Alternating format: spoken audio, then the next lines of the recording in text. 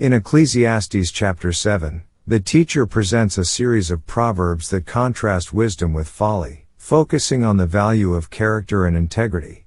He begins by asserting that a good reputation is more valuable than luxurious items, and the day of one's death can be better than the day of one's birth. This surprising perspective emphasizes that a life well lived, marked by wisdom and moral integrity, leaves a lasting legacy.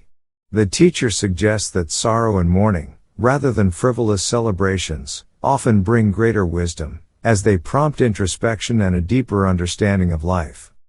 The teacher continues by contrasting the advantages of wisdom with the pitfalls of foolishness. He warns against impatience, pride, and anger, noting that these qualities can lead to folly. Wisdom, on the other hand, is described as a protection that brings clarity and resilience in challenging times.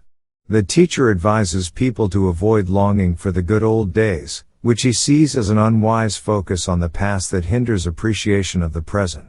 He underscores that wisdom provides guidance and perspective, helping people navigate life's uncertainties and accept its imperfections. As he reflects on the complexities of life, the teacher acknowledges that God's ways are often beyond human understanding. He advises accepting both prosperity and adversity as part of God's plan, as everything has its purpose. While humans may strive to control their lives, they cannot fully grasp or alter God's will. The teacher encourages humility in the face of life's unpredictability, recognizing that righteousness does not guarantee immunity from hardship. This section reminds readers that both good and bad times are allowed by God and can contribute to personal growth and wisdom. The chapter closes with the teacher's reflections on human nature and his search for true wisdom. He admits that while he has sought to understand life's mysteries, he finds that true wisdom is rare and elusive. He also laments the prevalence of moral corruption, noting that he has found only a few upright people among many. Ultimately, he concludes that God made humans upright, but they have pursued their own schemes.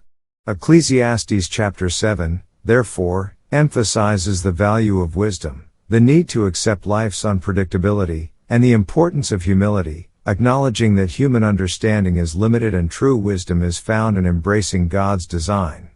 Let's now read Ecclesiastes Chapter 7. A good name is better than precious ointment, and the day of death than the day of one's birth. It is better to go to the house of mourning, than to go to the house of feasting, for that is the end of all men, and the living will lay it to his heart. Sorrow is better than laughter, for by the sadness of the countenance the heart is made better. The heart of the wise is in the house of mourning, but the heart of fools is in the house of mirth. It is better to hear the rebuke of the wise, than for a man to hear the song of fools. For as the crackling of thorns under a pot, so is the laughter of the fool, this also is vanity. Surely oppression maketh a wise man mad, and a gift destroyeth the heart. Better is the end of a thing than the beginning thereof, and the patient in spirit is better than the proud in spirit. Be not hasty in thy spirit to be angry, for anger resteth in the bosom of fools. Say not thou, what is the cause that the former days were better than these? For thou dost not inquire wisely concerning this. Wisdom is good with an inheritance, and by it there is profit to them that see the sun. For wisdom is a defense, and money is a defense, but the excellency of knowledge is, that wisdom giveth life to them that have it. Consider the work of God, for who can make that straight, which he hath made crooked? In the day of prosperity be joyful, but in the day of adversity consider, God also hath set the one over against the other, to the end that man should find nothing after him. All things have I seen in the days of my vanity. There is a just man that perisheth in his righteousness, and there is a wicked man that prolongeth his life in his wickedness. Be not righteous over much, neither make thyself over wise. Why shouldest thou destroy thyself? Be not overmuch wicked, neither be thou foolish. Why shouldest thou die before thy time? It is good that thou shouldest take hold of this, yea, also from this withdraw not thine hand, for he that feareth God shall come forth of them all. Wisdom strengtheneth the wise more than 10 mighty men which are in the city. For there is not a just man upon earth, that doeth good, and sinneth not. Also take no heed unto all words that are spoken, lest thou hear thy servant curse thee.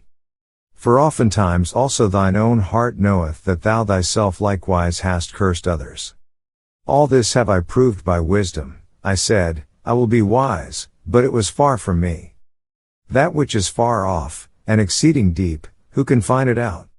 I applied mine heart to know, and to search, and to seek out wisdom, and the reason of things, and to know the wickedness of folly, even of foolishness and madness.